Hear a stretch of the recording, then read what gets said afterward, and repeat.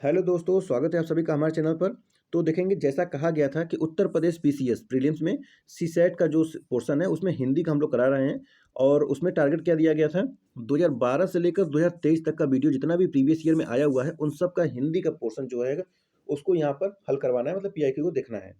तो वो पोर्शन का आज वीडियो ये लास्ट है 2023 का। इसके बाद जो 2024 में आपका एग्जाम आएगा, पेपर आएगा, वो रहेगा। ठीक है, तो चलिए शुरुआत करेंगे। यहाँ पर हिंदी का देखेंगे हम लोग, और ये आज का लास्ट वीडियो है। 2012 का वीडियो अगर अभी तक नहीं देखे हैं 2012 से लेकर 2022 तक का, तो उसको भी जाकर अपने एग्जाम के पहले जरूर रिवीजन कर लीजिए, बहुत इंपॉर्टेंट है। ठीक है, 20 क्वेश्चन आता है, बहुत मायने रखता है। कम से कम 17-18 क्वेश्चन जरूर उसमें आप सही करके आइए।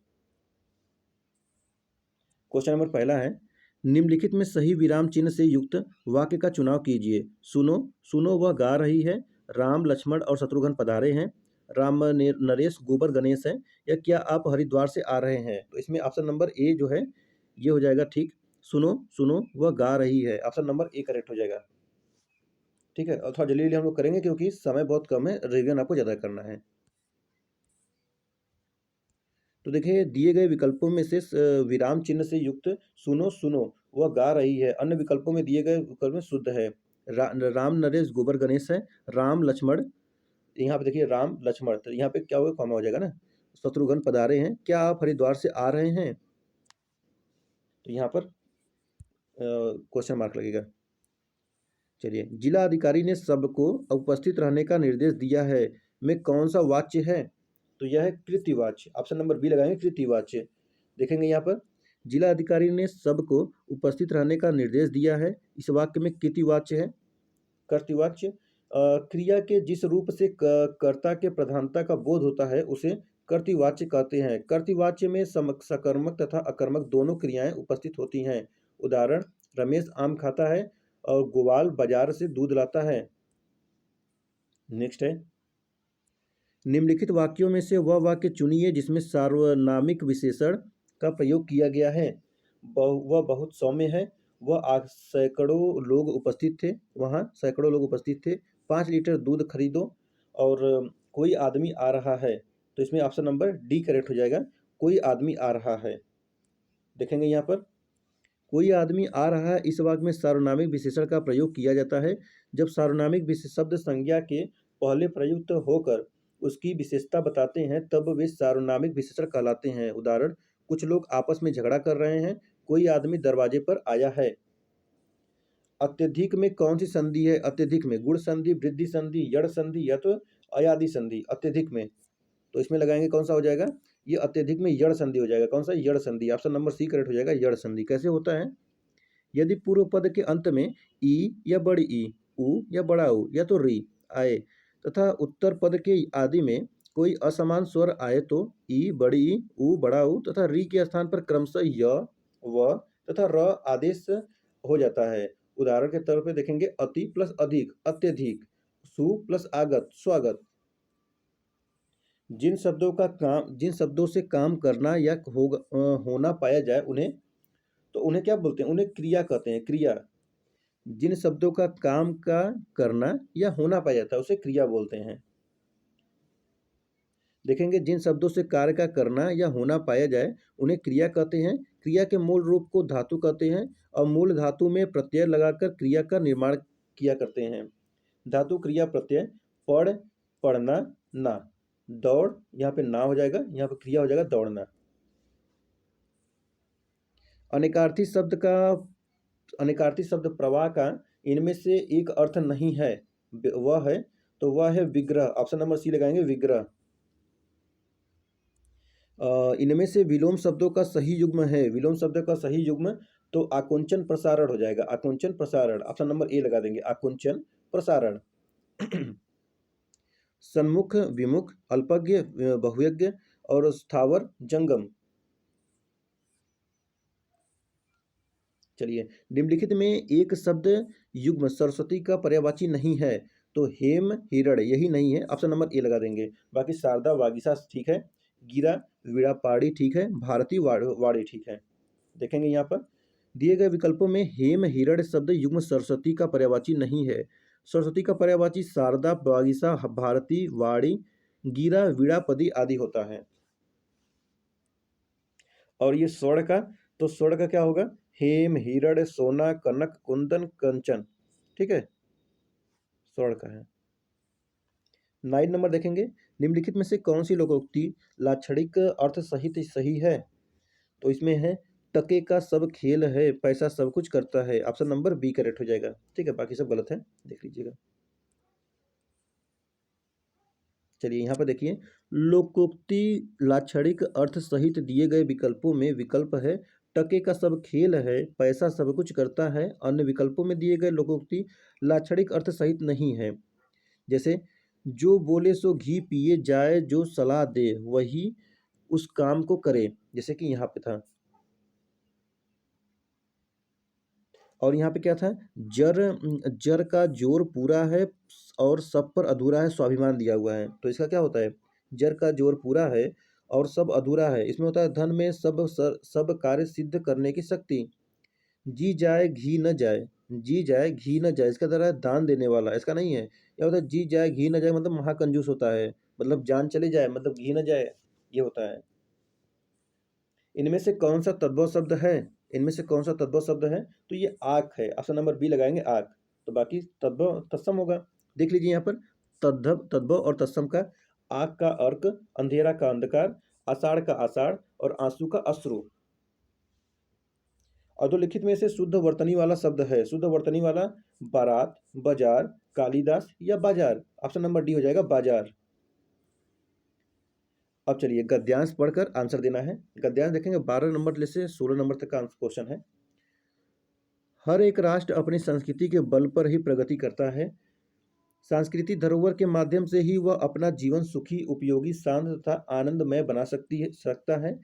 सभ्यता एवं संस्कृति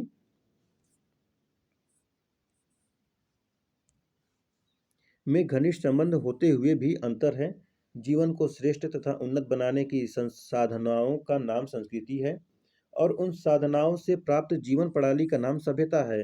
किसी राष्ट्र की भौगोलिक परिस्थितियों का भी उनकी संस्कृति पर प्रभाव पड़ता है। अब यहाँ पे क्वेश्चन पूछ रहा है, गद्यांश का सही शीर्षक है, गद्यांश का सही शीर्षक राष्ट्र के विकास में संस्कृति का योगदान। ऑप्शन नंबर फर्स्ट करेक्ट है। राष्ट्र किस बल पर प्रगति करता है? साहित्य के बल पर, कला, संगीत या संस्कृति? तो संस्कृति के बल पर प्रगति करता है। गद्यांश में किस शब्द का प्रयोग नहीं हुआ है? संस्कृति, प्रकृति, सभ्यता या परिस्थिति? तो प्रकृति की बात नहीं किया गया है। ऑप्शन नंबर बी करेक्ट हो जाएगा। क्वेश्चन नंबर 15 है, प्रत्येक राष्ट्र की संस्कृति वहाँ की भौगोलिक परिस्थितियों पर निर्भर होती है, औद्योगिक परिस्थितियों पर निर्भर होती है, कलात्मक परिस्थितियों पर निर्भर होती है या उपयुक्त में से कोई नहीं। तो ये होता है भौगोलिक परिस्थितियों पर निर्भर होती है। ऑप्शन नंबर ए करेक्ट होगा। सभ्यता और संस्कृति में केवल घनिष्ठ संबंध है, केवल अंतर है, केवल संबंध नहीं है, कोई संबंध नहीं है, या तो घनिष्ठ संबंध होते हुए भी अंतर है। तो ऑप्शन नंबर डी लगाएंगे, घनिष्ठ संबंध होते हुए भी अंतर है। देखेंगे यहाँ पर, उपयुक्त गद्यांश के अनुसार सभ्यता और संस्कृति में घनिष्ठ संबंध होते हुए भी अंतर है। जीवन को श्रेष्ठ और उन्नत बनाने की साधनाओं का नाम संस्कृति है और उन साधनाओं से प्राप्त जीवन प्रणाली का नाम सभ्यता है। द्विरुक्ति संबंधी अशुद्ध शब्द नहीं है। अच्छी संगति, आपकी भवदिया, गजराज हाथी, या अच्छा सदुपयोग। ऑप्शन नंबर ए लगा देंगे, अच्छी संगति, ये शब्द अशुद्ध नहीं है। देखेंगे यहाँ पर, दिए गए विकल्पों में अच्छी संगति, द्विरुक्ति संबंधी अशुद्ध नहीं है, गजराज एवं हाथी पर्यायवाची शब्द है। गजराज, हाथी पर्यायवाची है। भवदिया के साथ आपकी तथा सदुपयोग के साथ अच्छा शब्द का प्रयोग अशुद्ध है।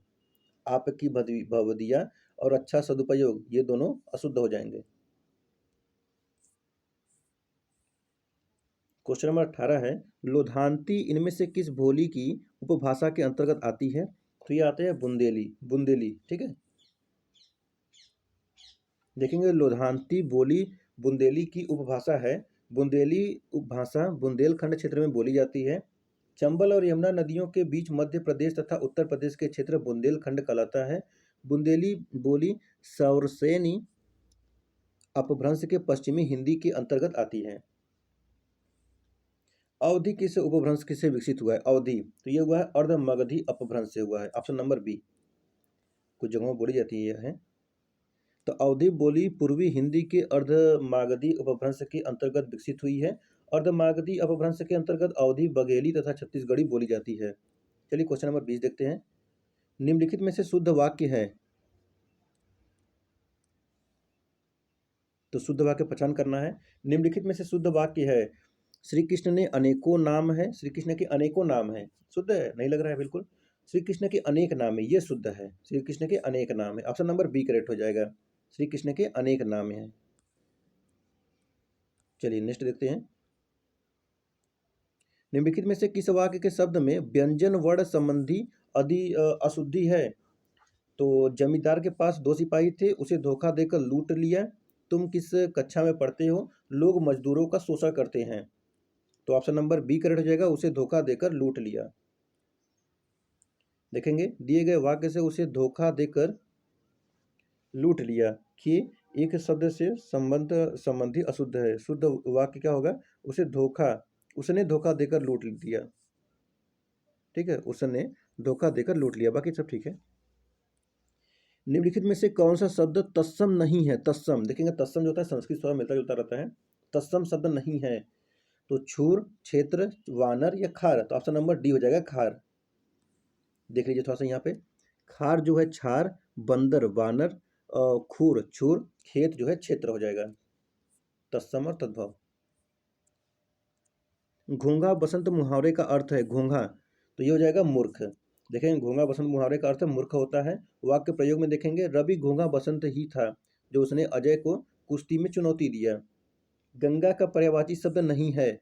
भागीरथी, भागीरथी, त्रिपगथा, त्रिपथगा और रवि तनया या देव नदी। तो इसमें ऑप्शन नंबर सी लगा देंगे, Ravi Tanaya. Option number C correct हो जाएगा, रवि तनया। देखेंगे दिए गए विकल्पों में रवि तनया गंगा का पर्यायवाची नहीं है, जबकि भागीरथी, त्रिपगथा, त्रिपथगा एवं देव नदी गंगा के पर्यायवाची है। यमुना का पर्यायवाची रवि तनया, कालिंदी, कालगंगा, भानुजा, अर्कजा, कृष्णा, तरड़ी, तनुजा आदि है। गंगा का पर्यायवाची तो ये मंदाकिनी, देवपगा, सुरसरिता, ध्रुवनंदा और त्रिपथगा और नदीश्वरी आदि है। चलिए नेक्स्ट देखते हैं। कह रहा है विसर्ग का उच्चारण स्थान कंठ, या ओष्ठ, तालव्य या अनुनासिक। तो ऑप्शन नंबर ए हो जाएगा, कंठ। देखेंगे कैसे। देखिए अ आ फिर क वर्ण, ह विसर्ग अ, ये हो जाएगा कंठ। और उ बड़ा उ प, ये वर्ण जो है ये ओष्ठ का है। और ई फिर बड़ी ई, च और थ और स, ये किसका है? तालव्य क्या है। और अनुनासिक तो ये स्पर्शी व्यंजन के साथ पंचम वर्ण, ये अंग का है, अंग का। ठीक है, तो देखेंगे 2023 में हिंदी 25 आया था, 25 क्वेश्चन। अब सोचिए कि 2024 में भी हो सकता है कि 20 से 25 क्वेश्चन आए। अगर 25 आए तो कम से कम आप 20 क्वेश्चन करने के काबिल थोड़ा सा बन जाइए, ताकि अगर 20 क्वेश्चन सीसेट में सही हो गया तो आपको 33 क्वेश्चन तो सही करना ही है। अब उसमें से मैथ रीजनिंग बचा, मैथ रीजनिंग और इंग्लिश सही है तो आप इंग्लिश भी कर लेंगे, और इंग्लिश सही नहीं है तो उसके बाद आपका कम्युनिकेशन स्किल है, जो कम्युनिकेशन स्किल है आप उसको सही कर लेंगे। ठीक है, तो 20 क्वेश्चन कम से कम हिंदी से, कम्युनिकेशन स्किल से कम, नहीं तो 20 क्वेश्चन आते हैं उसमें से 15-20 क्वेश्चन, तो उसमें से भी आप 17-18 क्वेश्चन जो है उसको भी ठीक करिए। ठीक है, तो आप कम्युनिकेशन स्किल और हिंदी अगर आपका ठीक कर लेंगे तो आपका सीसेट निकल जाएगा। अगर उसके बाद आप मैथ रीजनिंग लगाते हैं तो मैथ रीजनिंग में कम से कम भी बहुत सारे उसमें क्वेश्चन करेंगे ही। तो अगर 20-25 क्वेश्चन उसमें कर दिए और कुछ क्वेश्चन 10 क्वेश्चन गलत भी होते हैं तो भी आपका सीसेट पार है। ठीक है, और बाकी आप GS1 के लिए हमारे चैनल पे जितने भी रिवीजन कराए गए हैं, पूरा घटना चक्र कराया गया है, पूरा उसमें करंट अफेयर, अब 1200 क्वेश्चन का करंट अफेयर कराया गया, 1250 क्वेश्चन। अपने एग्जाम के पहले 1250 क्वेश्चन है करंट अफेयर जरूर करके जाइए। ठीक है, उसको बिना करे नहीं जाएगा, क्योंकि उसमें से क्वेश्चन, अधिकतर क्वेश्चन उसमें से आपको देखने जरूर मिलेंगे। ठीक है, तो बाकी देखेंगे आप हमारे चैनल से जुड़े रहिए, PR नायडू रिसर्च सेंटर। जो भी आपका समस्या हो, किसी भी वीडियो पे आप, किसी के वीडियो के नीचे आप कमेंट कर दीजिए। आपका कोई भी प्रॉब्लम हो उसका सोल्यूशन किया जाएगा। ठीक है, वो भी एग्जाम से रिलेटेड। तो जो भी समस्या हो आप कमेंट करिए और अपना फीडबैक भी जरूर दिया करिए। 2012 से लेकर 2023 तक का हिंदी का पोर्शन करा दिया गया है, और कम्युनिकेशन स्किल भी करा दिया गया है, इंग्लिश भी करा दिया गया है। तो जिसको भी आप पढ़ना है जाकर उसको रिवीजन कर लीजिए। ठीक है, चलिए फिर मिलते हैं नेक्स्ट वीडियो में। Thank you so much.